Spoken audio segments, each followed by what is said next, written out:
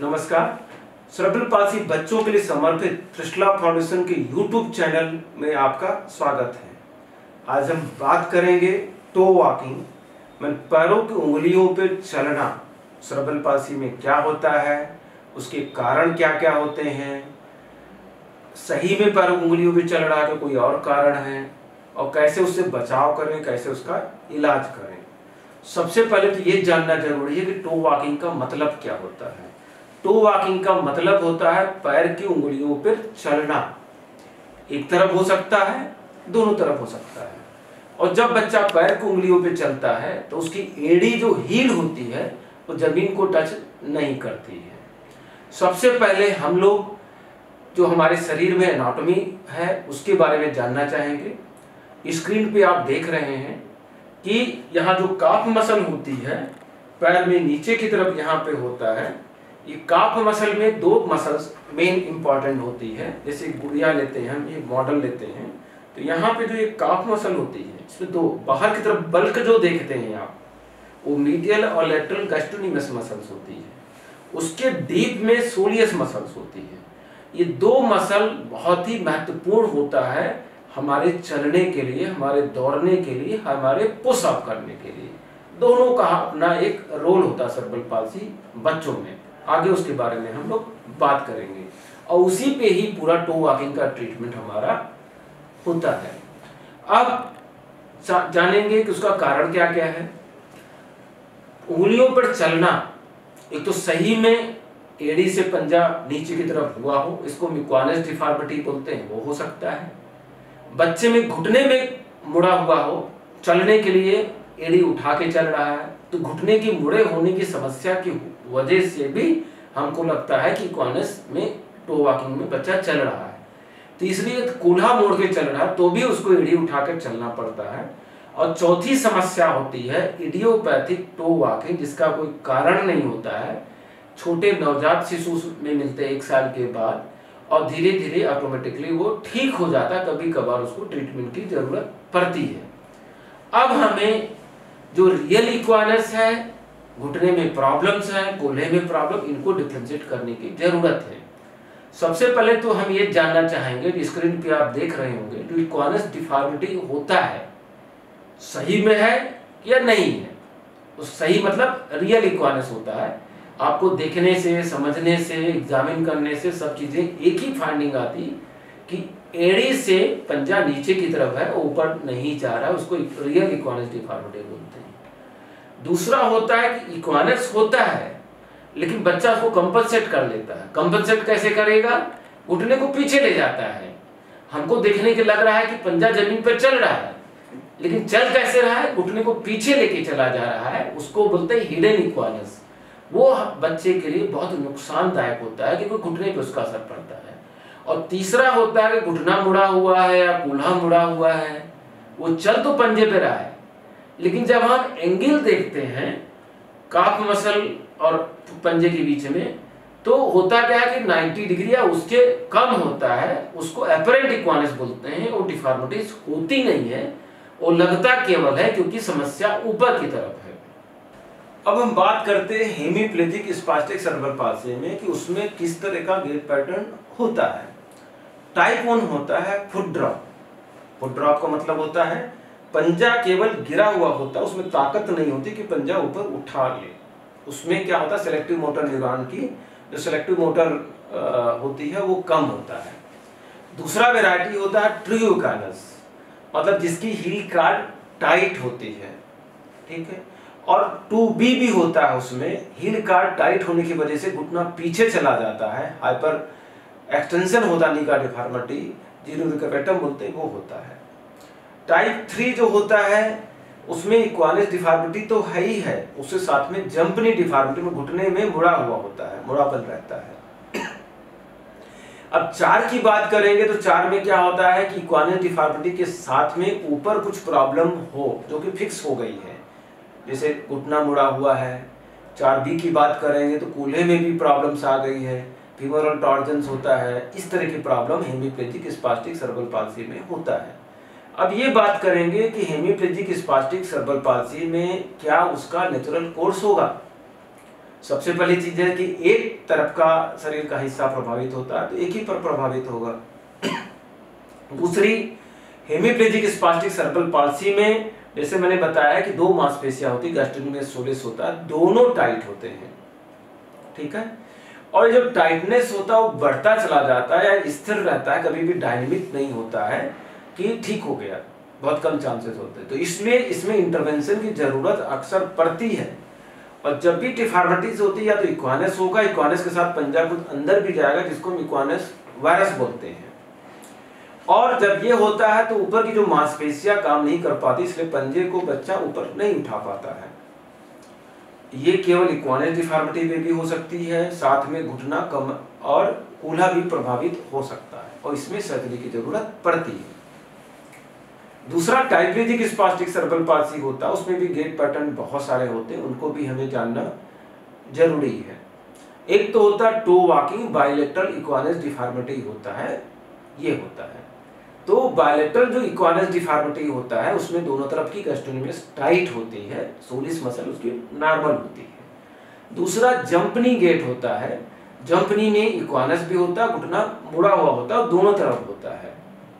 और तीसरे तरफ की जो प्रॉब्लम होती है वो क्राउच गेट होता है। क्राउच गेट में क्या होता है कि घुटना मुड़ा हुआ होता है, पंजा ऊपर की चला जाता है, कूल्हा भी मुड़ा हुआ होता है और बच्चा पूरी तरीके से सीधा खड़ा नहीं हो पाता है। जब भी खड़ा होना चलने की कोशिश करता है घुटना मुड़ जाता है। ये बर्नआउट या लेट स्टेज या बाद में अधिकतर बच्चों में पाया जाता है। अब जब नेचुरल हिस्ट्री की बात करेंगे डायप्लेजिक गैस्ट्रोनोमियस में, डायप्लेजिक या क्वाड्रिप्लेजिक्स में, तो जो गैस्ट्रोनोमियस मसल्स होती है ये प्रभावित होता है। सोलियस मसल जो डीप मसल्स होती है वो प्रभावित नहीं होता है।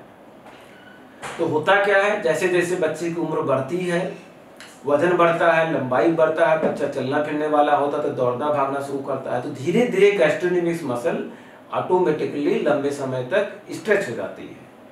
तो अक्सर ये देखा जाता है कि ऐसे बच्चों में गैस्ट्रोनोमियस में सर्जरी करने से बचना चाहिए, बहुत जरूरी था तो हल्की फुल्की करनी होती है। और डायप्लेजिक क्वाड्रिप्लेजिक्स में क्या होता है, बहुत ज्यादा चांसेस होता है कि पंजे की प्रॉब्लम आए। कैसी प्रॉब्लम, प्लानो वल्गस में पंजा बाहर की तरफ चला जाए, पंजा टूट जाए, उसकी ज्यादा चांसेस होती है। इसलिए गैस्ट्रोनोमियस में जो डायप्लेजिक बच्चे होती हैं सर्जरी करने से पहले बचना चाहिए और करने की जरूरत है, बहुत कॉशियस होना पड़ता है, मिनिमल सर्जरी करनी पड़ती है। अब बात आती है नेचुरल हिस्ट्री की बात करें, जो टाइप ऑफ सेरेब्रल पाल्सी है देखिए दो तरह के होते हैं, एक तो स्पास्टिक कॉमन होता है, दूसरा डिस्काइनेटिक होता है। डिस्काइनेटिक में सभी जानते हैं क्योंकि उसमें वेरिएबल मूवमेंट होता है, टोनिसिटी होती है। मान ले बच्चे में कभी भी सख्त है, कभी ढीला हो गया, कभी हाथ पर चला रहा है, कॉन्ट्रेक्चर रेयर होता है, जॉइंट डिस्लोकेशन रेयर होता है, इसलिए ऐसे बच्चों में सर्जरी नहीं करनी चाहिए। जरूरत हो तो ब्रेस ज्यादा इस्तेमाल करना है। दूसरी तरफ देखा जाए तो स्पास्टिक सेरेब्रल पाल्सी में फिक्स होता है, शॉर्टनिंग है तो शॉर्टनिंग है, स्पास्टिसिटी है तो है, फिक्स डिफॉर्मिटी बनती है तो उसकी सर्जरी की जरूरत है, इंजेक्शन की बॉटुलिज्म टॉक्सिन की जरूरत है या प्लास्टर की जरूरत है या जूते की जरूरत है, उसको कुछ ना कुछ इंटरवेंशन करने की जरूरत पड़ेगी। अब बात आती है जीएफसीएस लेवल, मतलब बच्चे में चलने फिरने उठने बैठने की क्या कैपेसिटी है। 1 2 3 जो कि वॉकर होते हैं, चलने वाले बच्चे होते हैं, अक्सर ऐसे कोशिश होनी चाहिए कि मिनिमल सर्जरी करनी है, पंजा उनका सफल हो पाए, पंजा उनका पेनलेस रहे, चलने फिरने में नॉर्मल रहे, ऐसा पंजा उनको चाहिए। इसलिए इनमें सर्जरी के लिए लचीलापन, सर्जरी नहीं करनी है, कम करनी है और मांसपेशियों में लचीलापन चाहिए।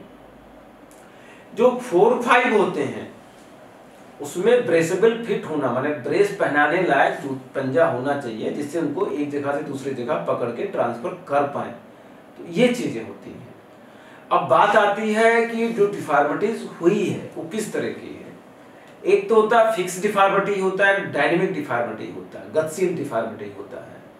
गतिशील जो होता है जिसमें स्पास्टिसिटी होता है, हाथों से करेंगे तो विकृति दूर हो जाती है, तो उसको क्या करना है, उसको ब्रेस से मैनेज कर सकते हैं, प्लास्टर से मैनेज कर सकते हैं, कभी कभार बॉटुलिज्म टॉक्सिन इंजेक्शन लगाना पड़ता है। लेकिन जिस इक्वानस डिफॉर्मिटी जो कि फिक्स हो गई है, जिनको हम पंजे को खींचते हैं हम कर भी नहीं पाते हैं, ऊपर नहीं जा पाता, नीचे ही फिक्स रहता है, तो उनमें सर्जरी की जरूरत पड़ती है और उसको करना होता है। अब ये पता करना जरूरी है कि जो काफ मसल में जैसे बताया कि दो मसल्स होती है गैस्ट्रोनोमियस सोलियस, कैसे अंतर करें। स्क्रीन पे आप देखेंगे पूरा बाकायदा उसमें मेथड दिया हुआ है कि बच्चे को लिटा करके पंजे को हम ऊपर करने की, सीधा करने की कोशिश करते हैं, और यदि इसको करते ऊपर जा रहा है कि नहीं जा रहा, ऊपर चेक करते हैं, तो नहीं जा रहा है तो फिर घुटने को मोड़ देते हैं, फिर ऊपर ले जाने की कोशिश करते हैं, तो ऊपर चला जाता है, पहले नहीं जा रहा था, मतलब ये जो टाइटपन था ये गैस्ट्रोनोमियस की वजह से था। नीचे भी सीधा करने से रहता था और घुटने को मोड़ दिया तब भी नीचे की तरफ रहता, ऊपर नहीं जा रहा, मतलब इसमें गैस्ट्रोनोमियस और सोलियस दोनों मसल अफेक्टेड हैं, जैसा कि हेमिप्लेजिक स्पास्टिक सेरेब्रल पाल्सी में मैंने आपको बताया। अब ये चीज आती है कि क्या इक्वानस डिफॉर्मिटी जिस बच्चे को है सभी बच्चे सामान्य हो पाएंगे, बिना जूता के चल पाएंगे? तो एक बहुत ही महत्वपूर्ण चीज होता है सेलेक्टिव मोटर कंट्रोल, जिसको चयनात्मक मोटर नियंत्रण कहते हैं, जो कि ability to move specially joint, मतलब जब कभी हम किसी काम को करने के लिए बोलते हैं किसी बच्चे को, तो वो एक स्पेशल ज्वाइंट पे स्पेशल मूवमेंट को बिना शरीर में कहीं और मूवमेंट किए कर लेता है। इनको हम selective motor neuron, selective motor control बोलते हैं। और ये इनके विभिन्न ग्रेड होते हैं। एक तो बच्चे को जब मैंने बोला कि पैर को, पंजे को ऊपर करिए, तो घुटना सीधा पंजे को कर पाता, दूसरा वो नहीं कर पाता, उसको घुटना मोड़ना पड़ता, पूरे शरीर को मोड़ता तब ऊपर कर पाता है, मतलब उसका पुअर सेलेक्टिव मोटर कंट्रोल है। इससे हमारे ट्रीटमेंट का तात्पर्य ये होता है जिनका पुअर सेलेक्टिव मोटर कंट्रोल होगा, यदि हम लोगों ने पीछे इक्वानस की डिफॉर्मिटी करेक्ट भी कर दी तो वो पंजे को ऊपर तो नहीं कर पाएगा, तो उसको लाइफ लॉन्ग ब्रेस पहनाने की जरूरत पड़ेगी, जैसे हमने टाइप 1 आपको हेमिप्लेजिक स्पास्टिक सेरेब्रल पाल्सी में बताया है। उनको लंबे समय तक, जब बच्चे बड़े हो जाते हैं, तो जो स्पेशल एफओ बनता है, लिप स्प्रिंग एफओ होता है, उनको जूते में डाल करके पहन सकते हैं, उनको पहनने के लिए परमानेंट जरूरत पड़ती है, और सर्जरी केवल डिफॉर्मिटी करेक्ट करने के लिए होती है। अब बात आती है जो इक्वानस डिफॉर्मिटी है, सही में ट्रीटमेंट की जरूरत है? क्यों जरूरत है? क्या क्या समस्याएं आती हैं? समस्याएं जानना बहुत जरूरी है, तभी हम आगे इलाज के बारे में बात कर पाएंगे। एक तो जब भी बच्चा बार बार चलने वाला बच्चा है, उनको 1 और 2 लेवल है, तो पंजा को जमीन पर रखने की कोशिश में घुटने को पीछे लेके चला जाता है, जिनको जीनो रिकर्वेटम बोलते हैं। ये बहुत बड़ी समस्या है, ऐसे होने से बच्चों को बचाना है, क्योंकि इक्वानस डिफॉर्मिटी का ट्रीटमेंट हमारे पास है, लेकिन जीनो रिकर्वेटम का इलाज हमारे पास नहीं है। जीवन पर्यंत उसको घुटना पीछे लेके चलना पड़ेगा, ये चीज है। दूसरा, उसकी एड़ी उठी रहती है, तो उसकी स्पीड, ताकत कम रहती है, मुश्किल होता है, जिसकी वजह से वो अपना बॉडी का बैलेंस नहीं बना पाता है। और एक पैर में है, तो जो दौड़ने के लिए बोलेंगे तो दौड़ने में उसको समस्याएं आती है, इनकम्प्लीट, इनएडुकेट पोशाक होता है। दूसरा, पोस्चरल जो मैनेजमेंट होता है, जो ग्राउंड क्लियरेंस होता है, जो जमीन को, जैसे एक पैर लंबा एक पैर छोटा है, तो छोटा वाला पैर तो सामने से निकल गया, लंबे वाले पैर को, जिसका इक्वानस डिफॉर्मिटी, उसको पैर को घुमा के लेके जाना पड़ता है, ग्राउंड क्लियरेंस बहुत अच्छी नहीं हो जाती है, और लंबे समय तक ऐसे उसको रखते हैं तो धीरे धीरे पंजों में डिफॉर्मिटीज आ जाती है, मिडफुट ब्रेक हो जाता है, पंजा बाहर की तरफ चला जाता है, सब टैलेंट जॉइंट अफेक्टेड हो जाता है, टैलेंट नेविकुलर जॉइंट अफेक्टेड हो जाता है, और अल्टीमेटली पंजों में कुछ सालों बाद पेन, चलने की कैपेसिटी कम हो जाना, और हेमिप्लेजिक स्पास्टिक सेरेब्रल पाल्सी केवल एक ही तरफ है, तो उसके पैरों में छोटापन भी आ जाता है, एक पैर छोटा हो जाता है, एक पैर सामान्य रहता है। तो ये सब चीजों को ध्यान देना बहुत जरूरी होता है। ये भी जरूरत होता है कि जीनो रिकर्वेटम से हमें बच्चों को बचाना है, क्योंकि उसका इलाज हमारे पास नहीं होता है। और जो हमारा एफओ होता है, यदि इक्वानस डिफॉर्मिटी है, डायप्लेजिक्स है, हमें उसको सर्जरी से बचाना है, तो एफओ जो हमारे जूते होते हैं उनको नीचे की तरफ 95 या 100 डिग्री में उसको बना देते हैं, और उसको जो टैलेंटोनिकुलर जॉइंट को फिक्स कर देते हैं, मोल्डेड एफओ उसको बोलते हैं। उसको बनाने से उस इक्वानस डिफॉर्मिटी के साथ में भी बच्चे को मैनेज किया जा सकता है, तो उसका कंट्रोल बहुत अच्छा होता है। अब इन सभी बेसिक जानकारी होने के बाद हम ये जानना चाहेंगे कि इक्वानस डिफॉर्मिटी का अल्टीमेटली इलाज क्या है। तो इलाज को हम 4 पार्ट में बांट सकते हैं। एक तो कसरत, दूसरा जूते, तीसरी बॉटुलिज्म टॉक्सिन, चौथा सर्जरी। कसरत में भी बहुत सारे तौर तरीके होते हैं, क्या सही है क्या गलत है ये जानना जरूरी है। तरीके भी सही होना जरूरी है, क्योंकि इक्वानस मान लिया कि स्पास्टिक है, वो डायनेमिक है, तो अक्सर लोग क्या करते हैं कि पंजे को तेजी से इस तरह से घुमाते हैं, पंजा लेकर के उसको ऐसे घुमाते हैं। उसके चक्कर में क्या होता है, इसका जो आर्च होता है यहाँ उठा हुआ होता है वो टूट जाता है। तो कभी भी ऐसे ना घुमा करके पंजे को अंदर घुमाना होता है या जॉइंट पे लॉक करना होता है, फिर धीरे धीरे करके उसको ऊपर स्ट्रेच करना होता है। ये बेसिकली टीए स्ट्रेचिंग, गैस्ट्रोनोमिक्स की स्ट्रेचिंग के लिए होता है। दूसरा तरीका गुदगुदी लगाते हैं पंजे की तरफ, सेंसरी स्टिमुलेशन से बोलते हैं। और तीसरा चीज है पंजे को ऊपर उठाने के लिए बोलते हैं, उंगली यहाँ रख करके पंजे को आगे बोलते हैं कि आगे लेके जाओ, इसको टच करिए। और उसके अलावा बैलेंसिंग बोर्ड पे है, सीढ़ी पे चलना है, साइकिल चलाना है, स्लोप पे चलना है, ये सब चीजें थेरेपी का बहुत महत्वपूर्ण चीज होता है। लेकिन सेरेब्रल पाल्सी में हम कुछ भी करें, ब्रेस का अपना बहुत बड़ा रोल होता है और डिफरेंट वेराइटीज के एफओ होते हैं, उनके बारे में जानकारी हमें रखना चाहिए। और जो एफओ होता है हल्के वेट के पॉलीप्रोपाइलिन के बने होते हैं, उसमें जो एंगल होता है इसका बहुत मायना होता है।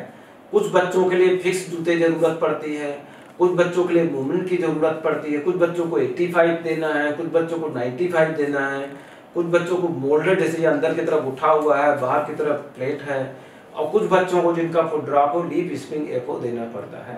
तो इन सभी चीजों के बारे में अपने स्पेशलिस्ट से अभिभावकों को जानकारी लेना है कि किस तरह के जूते कब कहाँ पहनाना है, क्योंकि हर तरह के जूते हर बच्चों में कामयाब नहीं होते हैं और बच्चों में उससे लाभ भी नहीं मिल पाता, समय के साथ मुश्किल हो जाता है। ये बच्चा आपके पास दिखा रहे हैं, वीडियो आपके सामने है, 4 साल का बच्चा है, डायप्लेजिक्स है, वो देख रहे हैं आप, आपके सामने है बच्चा का वीडियो, और ये चल रहा है, ठीक है। उसका जब हमने इलाज किया, केवल थेरेपी, केवल जूता दिया गया, और वो बच्चा बिना किसी इंजेक्शन, बिना किसी प्लास्टर, बिना किसी सर्जरी के वो ठीक हो गया और बेहतर हो गया और अपने पैरों को जमीन पर रख करके चलने लगा। सेम एग्जाम्पल 2.5 साल के बच्चे का मैंने दोबारा दिखाया कि दोनों तरफ उसका बायलैटरल इक्वानस है, और वो भी थेरेपी में रखा गया, एफओ दिया गया और आज अपने पैरों पे खड़े होकर के चल रहा है।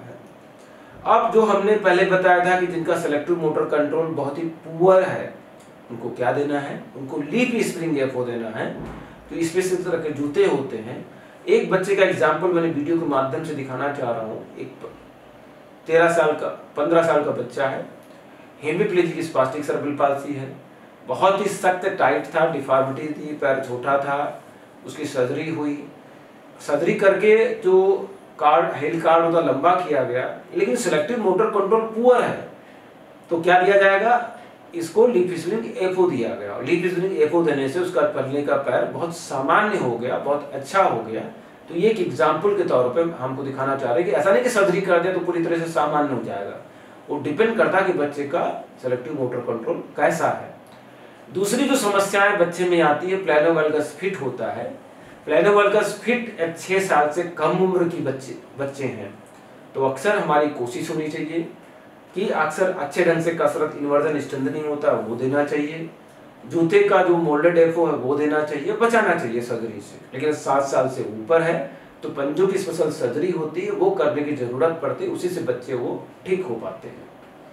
अब जो इलाज के तरीके दूसरे हैं, वो बॉटुलिज्म टॉक्सिन इंजेक्शन होता है, वो 2 साल से 6 साल की उम्र में दिया जाता है, केवल स्पास्टिक बच्चों में दिया जाता है। कुछ बच्चों में, डिस्टोनिक बच्चों में दिया जाता है, पर उनका जो इफेक्ट होता है बहुत छोटा होता है, 3-4 महीने होता है। लेकिन जरूरत पड़ती है एक बहुत ज्यादा, इसमें डिस्टोनिक मूवमेंट्स है, टाइटपन है, उसको इनिशिएट करने के लिए थेरेपी को हमें देने की जरूरत पड़ती है, अदरवाइज नहीं देते हैं। और बॉटुलिज्म टॉक्सिन जो इंजेक्शन होता है, वो मांसपेशियां जो प्रभावित होती है उनके न्यूरोमस्कुलर जंक्शन पर देते हैं, और स्पेशल तरीका होता है, थोड़ा सा सुन करके नचीसा करके दब दिया जाता है और बाद में प्लास्टर भी लगाया जाता है, जिससे उसके रिस्पॉन्स अच्छे मिले। लेकिन इंजेक्शन देने के बाद ब्रेस और थेरेपी का बहुत बड़ा रोल होता है, क्योंकि उसका अपना इफेक्ट 3 से 4 महीने होता है। लेकिन यदि हम लंबे समय तक अच्छी थेरेपी कराएं, अच्छा प्रेस पहनाएं, तो उसके इफेक्ट को हम लंबा एक्सटेंड कर सकते हैं, क्योंकि उसके अपने साइड इफेक्ट होते हैं। ये देखा गया, करंट नॉलेज जो होता है, ये माना गया है कि रिसेंट अभी जो साइंटिफिक स्टडीज आई हैं उसने बताया है कि बार बार बोtulinum टॉक्सिन किसी मांसपेशी में लगाते हैं तो वो मांसपेशियां जो होती हैं फैट में कन्वर्ट हो जाती है, फाइब्रोसिस हो जाती है, ताकत कम हो जाती है। तो इसीलिए बोtulinum टॉक्सिन को तभी लगाना जब बहुत ज़रूरत हो, केवल एक बार लगाना है, बहुत ज़रूरत हो सेकंड टाइम लगाना है, और थर्ड टाइम लगाने से बचने हैं, और थेरेपी का बहुत अच्छे ढंग से इस्तेमाल करना है जिससे बार बार ना लगाया जाए। ये तौर तरीके मैंने दिखाए हैं, इसमें स्क्रीन पे आप देख रहे होंगे, प्लास्टर लगा हुआ है उसके माध्यम से है, और प्लास्टर से इसको बहुत अच्छा बेहतर किया जा सकता है। एक एग्जाम्पल मैं यहाँ पे दिखा रहा हूँ। 4 साल का बच्चा है, टो वॉकिंग था, इंजेक्शन लगा गास्ट्रोनोमियस में, 4 महीने की थेरेपी हुई, अपने पैरों पे खड़ा होकर चलने लगा छड़ी ले करके। दूसरा एग्जाम्पल है 3 साल की बच्ची है, टो वॉकिंग है, दोनों तरफ है और इंडिपेंडेंट चल रही है बिना किसी सहारे के इंजेक्शन और थेरेपीज के द्वारा। अब हम बात करते हैं कि सर्जिकल प्रोसीजर्स क्या होते हैं सेरेब्रल पाल्सी में इक्वानस डिफॉर्मिटी के लिए। जैसे मैंने बताया कि 2 तरह की मांसपेशियां होती हैं, एक गैस्ट्रोनोमियस होती है, एक सोलियस होती है। तो सर्जरी भी उसी तरह से डिसाइडेड होता है। स्क्रीन पे आप देख रहे होंगे कि जोन 1, जोन 2, जोन 3 मैंने लिखा हुआ है। क्या होता है कि हमारी जो काफ मसल होती है, जो गैस्ट्रोनोमियस होती है, घुटने के ऊपर से आती है और ऐसे बल्ब बना करके ऐसे नीचे तक जाती है। मतलब सबसे ऊपर की तरफ जो होता है गैस्ट्रोनोमियस बाहर की तरफ दिखता है, बीच में दोनों मांसपेशियां दिखती हैं और नीचे टेंडन के रूप में दोनों आपस में जुड़ करके नीचे चले जाते हैं। तो जोन 1 का मतलब होगा जो जहां बल्क है गैस्ट्रोनोमियस, जो मांसपेशियां वो होती है, जहां दोनों मांसपेशियां होती हैं गैस्ट्रोनोमियस सोलिस जो सामने दिखती हैं या जुड़ी हुई होती हैं, उनको जोन 2 बोलते हैं। और जोन 3 पे उसका टेंडन होता है, जिनको अटैच होता जा करके बोन से, उनको बोलते हैं। तो अब सर्जरी क्या होगी?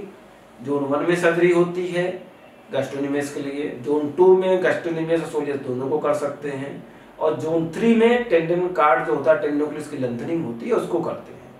ये इसको अच्छे ढंग से इस स्लाइड के माध्यम से मैंने दिखाया है। जोन 1, 2, 3 और जोन 1 सबसे ज्यादा इस्तेमाल होता है, और जोन 3 में सर्जरी करने से बचना चाहिए केवल हेमिप्लेजिक्स में, जिसमें फिक्स कॉन्ट्रैक्चर है बहुत ज्यादा है। अब हम बात करेंगे हेमिप्लेजिक स्पास्टिक सेरेब्रल पाल्सी में। हेमिप्लेजिक स्पास्टिक सेरेब्रल पाल्सी केवल एक तरफ अफेक्टेड होता है, और जैसा कि मैंने पहले भी बताया था गैस्ट्रोनोमियस और सोलियस मसल दोनों अफेक्टेड होते हैं। तो डिफॉर्मिटी बहुत ज्यादा है। सिल्वर स्कोल टेस्ट से हमने पता किया कि दोनों अफेक्टेड है, बिल्कुल करेक्ट नहीं हो रहा है, तो हमें हील कार्ड की लेंथनिंग नीचे आकर के करनी पड़ेगी और पंजे को केवल 90 डिग्री तक ही लेके आना है। एक माइल्ड मॉडरेट है, हल्की है, तो हम जोन 2 में भी कर करके गैस्ट्रोनोमियस और सोलियस को हल्का हल्का मांसपेशियों की जो मायोफेशियल रिलीज होता है उसको करके हम लोग कर सकते हैं। ये होती है हेमिप्लेजिक स्पास्टिक सेरेब्रल पाल्सी में। लेकिन इसमें क्या होता है, हेमिप्लेजिक स्पास्टिक सेरेब्रल पाल्सी में डार्सी फ्लेक्सर वीक होता है क्योंकि ये बहुत टाइट होता है, सेलेक्टिव मोटर कंट्रोल पुअर होता है। तो उसकी वजह से क्या होता है, जो आगे की मांसपेशियां एक होती है जिसको टिबियस एंटीरियर बोलते हैं, वो पंजे को ऊपर उठाने का काम करती है, उनको ओपन करके उनको टाइट कर देते हैं, उनको डबल रूफिंग कर देते हैं। टाइट करने से क्या होगा, पंजे को उठाने का, पंजा ज्यादा उठा रहता है, नीचे गिरने की टेंडेंसी कम हो जाती है। एक प्रोसीजर है ये, और इसके कुछ एग्जाम्पल मैंने दिखाए हैं।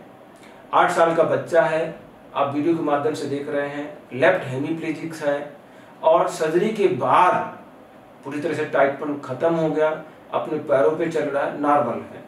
दूसरा बच्चा 13 साल का है, राइट हेमिप्लेजिक्स है, बहुत ज़्यादा सख्त डिफॉर्मिटी थी, उसमें भी सर्जरी करनी पड़ी, गैस्ट्रोनोमियस सोलियस को दोनों को करना पड़ा, जोन 2 में करना पड़ा, प्लांटर फेशिया रिलीज करना पड़ा, क्योंकि हम लोग अक्सर टेंडोक्लिस की सर्जरी करने से बचते हैं और बचना चाहिए जितना भी हो पाए, और आगे की टेंडन की विड्थ शॉर्टनिंग की, और आज वो बच्चा पूरी तरह से सामान होकर के चल रहा है। अब हेमिप्लेजी की जब हम बात करते हैं तो हमने एक बात किया था type 4 hemiplegic spastic cerebral palsy, जब हमने वेराइटीज के बारे में बात किया था। टाइप 4 में क्या होता है कि इक्वानस डिफॉर्मिटी के साथ में दूसरी और प्रॉब्लम्स होती है। क्या क्या हो सकती हैं? पैर इसका बाहर घुमा हो सकता है, घुटने में मुड़ापन हो सकता है, फीमर जो थाई बोन होती है अंदर घूमी हो सकती है, और कूल्हे की प्रॉब्लम्स होती है। मतलब टाइप 4 में जो हेमिप्लेजिक स्पास्टिक सर्बल पाल्सी होती है, इक्वानस डिफॉर्मिटी के साथ में उस पैर में कई अन्य समस्याएं होती हैं, जिसमें पैर का बाहर घूमना, घुटने का मुड़ा होना, चंगी की हड्डी के अंदर घूमा रहना और कूल्हे में प्रॉब्लम। तो इन सबको भी एग्जामिन करके उसी सर्जरी के दौरान ऑपरेशन करना होता है। एक एग्जाम्पल मैंने देखा, 11 साल की लड़की, राइट हेमिप्लेजिक है, पैर भी छोटा था, घुटना भी मुड़ा हुआ था, रोटेशन में था, और उसको जो है ऑपरेशन करके डिस्टल फीमर को डीरोटेशन किया गया, एक्सटेंशन ऑस्टोटमी भी की गई, डिस्टल टिबिया का भी, मैंने सब समस्याएं थी। पैर बाहर घुमा था, उसको डीरोटेशन किया गया, जंघे की हड्डी अंदर घूमी हुई थी, उसको करेक्ट किया गया, घुटना बुरा हुआ था, उसको किया गया, और गैस्ट्रोनोमिस को रिलीज किया गया, और आज बच्ची वो पूरी तरह से सामान्य होकर के चल रही है। जो छोटा बड़ा पैर था उसको ग्रोथ मॉड्यूलेशन के द्वारा उसको ठीक किया गया। एक नेक्स्ट एग्जांपल है, 10 साल का बच्चा है, राइट हेमिप्लेजिक्स है, उसमें भी प्रॉब्लम थी डिस्टल फीमर में, जो बताया था कि अंदर घुमा हुआ था, इक्वानस डिफॉर्मिटी था। इक्वानस के लिए गैस्ट्रोनोमिस सोलिस दोनों जोन 2 में किया गया, डीरोटेशन किया गया फीमर को, और टिबियल सेंटर को टाइट किया गया, और आज वो सामान्य तरीके से अपने पैरों पे चल रहा है। तीसरा बच्चा जिससे समस्याएं बहुत ज्यादा थी, घुटना उसका मुड़ा हुआ था, घुमा हुआ था, पंजा बाहर की तरफ जा रहा था, एंकिल में भी वैल्गस डिफॉर्मिटी थी, इक्वानस डिफॉर्मिटी थी, और सेलेक्टिव कंट्रोल उसका बहुत पुअर था। तो उसमें क्या क्या सब जितनी भी डिफॉर्मिटीज थी सब कुछ एक साथ मैनेज किया गया। मतलब रोटेशन, फ्लेक्शन डिफॉर्मिटी, जो एंकिल जॉइंट में जो वैल्गस डिफॉर्मिटी उसको ब्लेड से ठीक किया गया, इक्वानस लेंथनिंग, इक्वानस डिफॉर्मिटी थी उसको टीएल लेंथनिंग की गई, आगे टिबियल सेंटर टाइट किया गया, और बाद में उसको लिप स्प्रिंग एको दिया गया, क्योंकि सेलेक्टिव मोटर कंट्रोल बहुत पुअर था, और now he is happy and is good position. अब हम बात करेंगे डायप्लेजिक स्पास्टिक सर्बल पाल्सी की। डायप्लेजिक मतलब दोनों पैरों में अफेक्टेड होता है। उसमें जैसे पहले बताया गैस्ट्रोनोमिस अफेक्ट होता है, तो केवल गैस्ट्रोनोमिस सर्जरी करना, सोलिस पे सर्जरी नहीं करना है। अक्सर हमको देखने को मिलता है कि बहुत सारे बच्चे हील कार्ड की लेंथनिंग करा के चले जाते हैं। हील कार्ड की लेंथनिंग ऐसे बच्चों के लिए दुर्भाग्यपूर्ण होता है, क्योंकि डायप्लेजिक स्पास्टिक सर्बल पाल्सी बच्चे, जो कि पहले लेक्चर में मैंने बताया है, अक्सर एक क्राउचिंग में चले जाते हैं, और क्राउचिंग में जाने का एक प्रमुख कारण होता है इनकी हील कार्ड की लेंथनिंग। ये किसी भी बच्चे को, डायप्लेजिक को, नहीं होना चाहिए, क्योंकि ये देखा गया कि 1 सेंटीमीटर जो टेंडोक्लिस की लेंथनिंग करते हैं तो 50% उसकी पावर सोलियस की चली जाती है। तो ये बहुत इंपॉर्टेंट होता है। डायप्लेजिक, क्वाड्रिप्लेजिक में हील कार्ड को लंबा नहीं करना होता है, क्योंकि लॉन्ग टर्म में सीवियर क्राउचिंग हो जाएगा। अब हम एग्जाम्पल बात करेंगे। 11 साल का बच्चा है, 8 साल का बच्चा है, डायप्लेजिक स्पास्टिक बायलैटरल इक्वानस गेट है, और लड़की को जब शुरू में केवल गैस्ट्रोनोमिस में मायोफेशियल रिलीज किया गया, सब मसल सब ऐसे ही थी, और 8 साल के बाद में किसी तरह का कोई वीकनेस नहीं आया, कोई क्राउचिंग नहीं आई, और उसकी पावर पूरी तरह से मेंटेन है। तो इन सब चीजों का ध्यान रखने की बहुत जरूरी है, और डेवलप कंट्रीज में देखा भी गया है, जहां पे टेंडोक्लिस की लेंथनिंग पूरी तरह से सर्बल पाल्सी में बंद कर दी गई है, क्राउचिंग बहुत हद तक रोक दी गई है। तो अब बात आती है कि अगली फाइनल वर्ड क्या है। 8 साल की उम्र के पहले सर्जरी करने से ऐसे बच्चों में रुकना है। नियमित व्यायाम, स्वैच्छिक नियंत्रण को प्रोत्साहित करके और उचित ब्रेस का इस्तेमाल करके विकृति की दोबारा होने की टेंडेंसी को हम रोक सकते हैं। केवल देखने मात्र से ही जो विकृति दिख रही है, सर्जरी नहीं करना चाहिए। जैसे मैंने बताया अपरेंट इक्वानस था। हील कार्ड की लंबाई बढ़ाने से बचना चाहिए, और ब्रेस का इस्तेमाल केवल लिमिटेड होना चाहिए, क्योंकि ज़्यादा इस्तेमाल करेंगे तो वीकनेस भी आ जाती है। तो अल्टीमेटली जो मैसेज मेरा है कि सेरेब्रल पाल्सी बच्चों में सर्जरी करवाने से सतर्क रहने की बहुत जरूरत है। अधिक लंबी और कमजोर मांसपेशियां सख्त और छोटी मांसपेशियों से ज़्यादा समस्याग्रस्त होती हैं, ज़्यादा प्रॉब्लम क्रिएट कर सकती। देखने में लगता है कि बच्चा जो क्रॉस करके पैर खड़ा होता था सीधा खड़ा हो रहा है, लेकिन उसके भविष्य के साथ खिलवाड़ हो गया, क्योंकि उसमें ताकत चली गई। सीधा होना ही उस बच्चे के लिए ठीक नहीं है। ब्रेस एंड थेरेपी का उपयोग ज़्यादा करना चाहिए, और लंबे समय तक जो भी आपके सीपी स्पेशलिस्ट है, जिनको जानकारी है, जो कि पीडियाट्रिक ऑर्थोपेडिक सर्जन से मिल करके उनकी देखरेख में रहना बहुत जरूरी होता है। तो आज हम सेरेब्रल पाल्सी बच्चों में इक्वालिटी डिफॉर्मिटी के बारे में बात किए। इस लेक्चर को सभी भागों को बार बार देखना जरूरी है। जिन बच्चों का पंजा उठा के चलता है कृपया करके सर्जरी कराने से बचें, प्रॉपर थेरेपी कराएं, प्रॉपर सलाह लें, सही जगह पर जाएं। नमस्कार, अगले हफ्ते फिर हम मिलेंगे।